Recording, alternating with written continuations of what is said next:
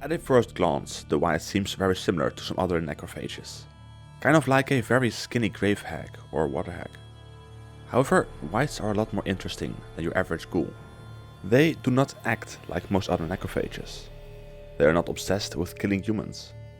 Instead, they at times can act almost reasonable.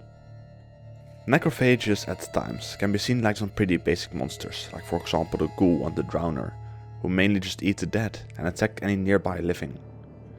One of the things that makes the Wight so special is that it actually is not always violent. If you were to approach this monster without drawing a sword or being threatening, there is a chance that the Wight will not attack you, making it one of the most peaceful necrophages on the continent. They don't really like killing humans. They'll do it if they need to or feel threatened.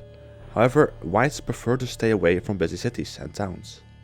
Instead, they mainly live near long abandoned graveyards.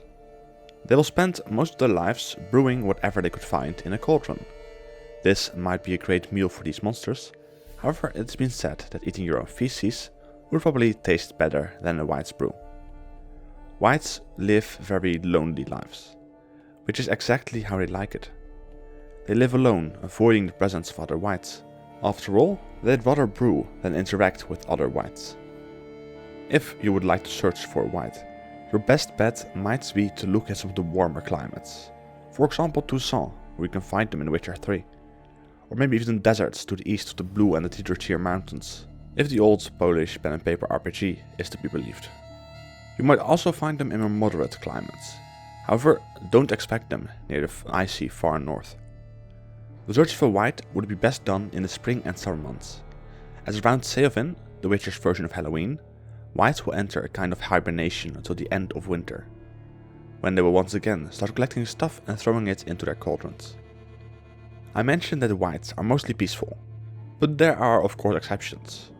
They really do not like company. Anyone who enters their territory will be seen as an intruder and a threat. And if a Wight thinks you're dangerous, it will attack. Like many monsters, the Wight will use its claws and hands whilst fighting, but more interesting is its breath. These creatures seem to possess some kind of magical ability, which allows them to spit a green energy which will transform into a Barghest, who will aid the Wight in combat. This can quickly turn the tide into the favor of the Wight, as if a lone human was into their territory, they are suddenly outnumbered. You have to deal with two Barghests running around you, whilst the Wight from a distance will spit green acid balls at you.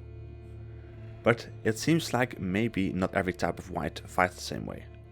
For example the spotted Wight, a species of Wight which have been hunted down to extinction by Witchers. Presumably they might have been easier to defeat than normal Wights, considering that the only one we encounter in the games doesn't spit Barghest and acid. Instead it swims around the spoons and attacks with its arms. This one spotted Wight, however, might be a bad example of how the entire subspecies acted, considering that the one living in the Trastamare estate in Toussaint was a cursed woman and not a naturally born Wight. It however can be said that spotted Wights, and all Wights probably, are way stronger than they look like. They barely have more than bones covered with skin. However, they are pretty strong, throwing some pretty heavy objects around like it's nothing, which will come as quite a surprise to any unsuspecting trespassers. But how did Witchers manage to make their species go extinct? Well, they had a few ways to make their fights easier. For one, they tracked them down in the winter to easily dispatch them when they were hibernating. Another way they were said to have dealt with these beasts is by using the Earden sign. What they did with it is never explained, but it sure was effective, seeing how there are no more spotted Wights left. Wights in some way seem to be more intelligent than most necrophages. I'm not sure however if they are smarter than the hags. As in The Witcher 3, you could hear one of the hags actually speak to Geralt, and form arguably better understandable sentences than most trolls. Thief, skulls he stole, my skulls, ought to dig up his own. Hags however tend to attack humans more often near settlements, whereas Wights stay far away. But what do you think of the Wights? Till the next video. Bye.